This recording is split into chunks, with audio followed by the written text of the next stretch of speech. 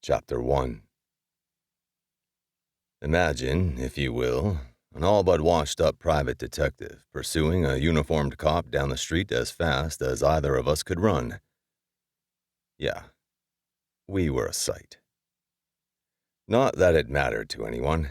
In the Windy City, like any other metropolis, with 1,000,000 people passing at any given time, few bothered to look, and nobody put in a hand.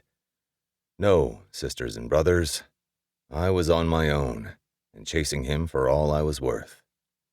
I'm the private dick. I could describe the sounds, the smells. I could name the streets, the twists and turns, the folks we almost knocked down, the things we ran around, jumped over, the vehicles that nearly hit us.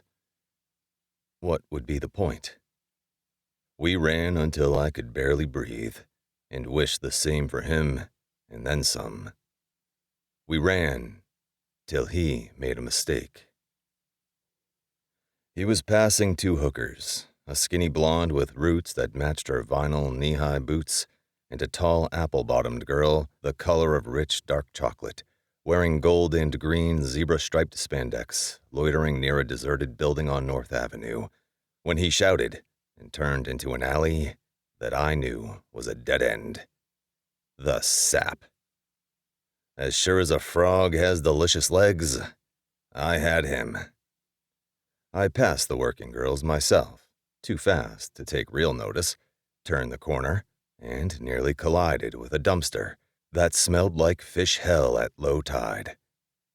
The man in blue was just ahead. From one of the open windows above, as if pleading his case for him, the electric light orchestra begged, "Don't bring me down." Nuts to that. Sucking wind, my heart ready to explode, I leapt and landed on his back.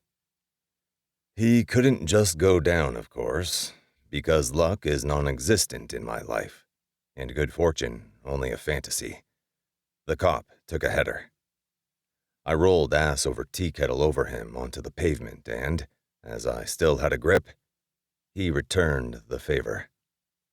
Garbage, newsprint, cardboard, and, I'm sorry to say, gravel flew.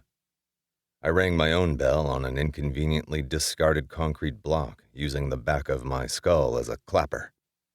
A conjoined scream, our pain, my anger, his fear, went up like a mushroom cloud. Before the noise and dust settled, and despite my blurred vision and bleeding road rash, I scrambled to my feet. He did too. Then he went for the holstered gun on his hip. "Willie!"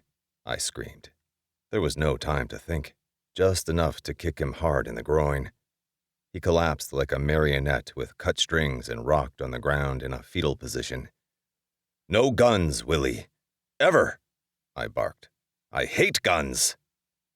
Then, and only then, did they show up.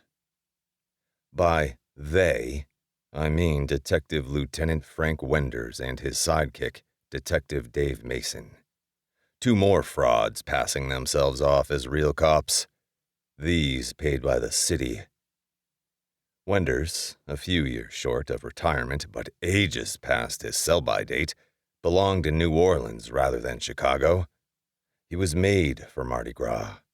For him, every day was Fat Tuesday, and he could chomp a king cake whole and never taste the baby Jesus. His shadow outweighed his partner. Speaking of which, Mason, who was too young for his promotion out of patrol, had not failed to make the worst of it. In no time at all, he'd become every bit the jerk Wenders was, only stupider. Together, they were always a day late and a dollar short. 2 scabs constantly picking at me. "You all right, Blake?" Wenders asked. I thought I was breathless. He was huffing like a paint junkie. I nodded. Okay, I was winded myself. Between gasps, I pointed at the little man in blue, still suffering on the alley floor, and told the city boys, "For a sawbuck, tell you where he got the uniform. He looks better than your guys."